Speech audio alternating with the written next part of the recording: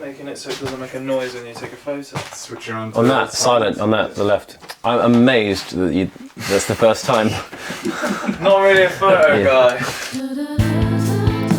I mean, it's easy as a singer when you play with such talented musicians, right? I think actually as a singer, it's the easiest part, yet kind of it's the one that everyone focuses on. I think if you have the backing of those guys, everything is great. But no, I loved it today, and I love the 2 songs I sang today. Like Wicked Game is one of my favorite songs in the world, so it's just such a fun, peaceful cover. And I think to be able to do that and then to sort of mix it up with my original Messed Up, which is obviously quite grungy and powerful. It was fun, I loved it. I hope everyone enjoys it. So basically I started music at around 6. I didn't start, my parents kind of forced me to play the violin. I hated it, like I really didn't like it. And my parents used to sort of bribe me with various things, like, you know, at that age, like sweets and all this other stuff, just to go to rehearsals. Then I joined a cathedral choir, and I actually really enjoyed that. And then I sort of fell out of love a bit with music, and I went to school and I became a music scholar.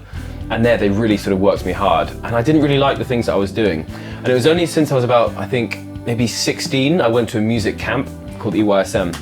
And that was the first time I sort of really fell in love with music, because I was surrounded by other really talented musicians that were all actually my friends. The thing is, and I always say this, is that as like a male vocals, your voice I think gets interesting and like deep and powerful like into your 20s. So I was there, this like, you know, 18-year-old boy trying to sing like, oh, and it actually taught me a lot of bad technique, because I was trying to sing like that, and like, because you're trying to replicate these, you know, big Pavarotti kind of singers as like a 19-year-old. It was only when I left university I started to sort of mess around with like some jazz kind of stuff, like Kurt Elling, Frank Sinatra, that sort of stuff. Just started doing my own thing, sort of developing my sound. That was a word that something people used to say used to really frustrate me. Like, you got to find your own sound. I'm like, I'm looking for it. I can't find it anywhere. A really good way of doing that is just singing loads of stuff you love, covering songs, and then eventually your voice just starts to like mold into different kind of things. George Michael's one of my favorite singers. Hosier, Callio, an Icelandic band. I gig actually quite a bit with Mick, who was playing the piano. He's the little creepy guy in the back.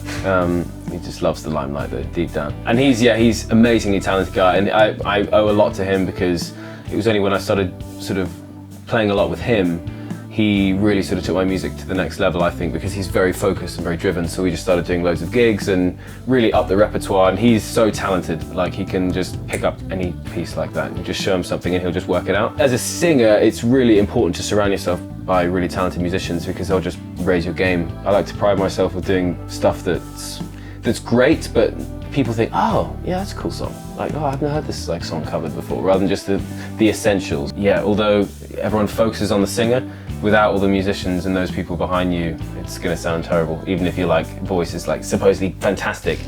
But it's so important.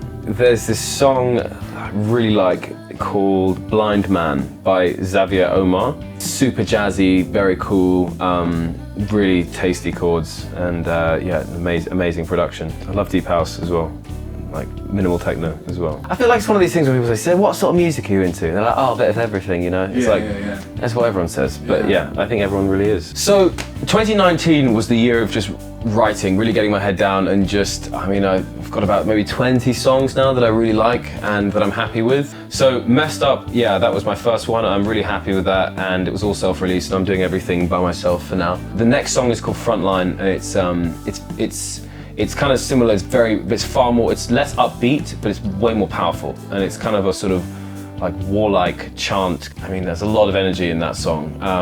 We even sampled, you know, the Icelandic chant, you know, when the football, they go, whoo, like that. So we have that in the song as well. It's like a war kind of anthem. That's what I said when I first started like singing. You have to sort of fake it with all these guys. You just be like, yeah, I understand exactly what's going on. All these guys have been great. I've played with them loads before. They're super talented, and I owe a lot to them, because they've sort of, by gigging with these guys and stuff, it's helped me a lot. So next song, Frontline's coming out, but by the time this will be out, it'll be out on Spotify. So yeah, check it out. I hope you like it.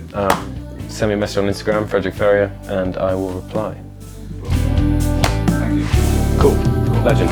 Appreciate it. No worries.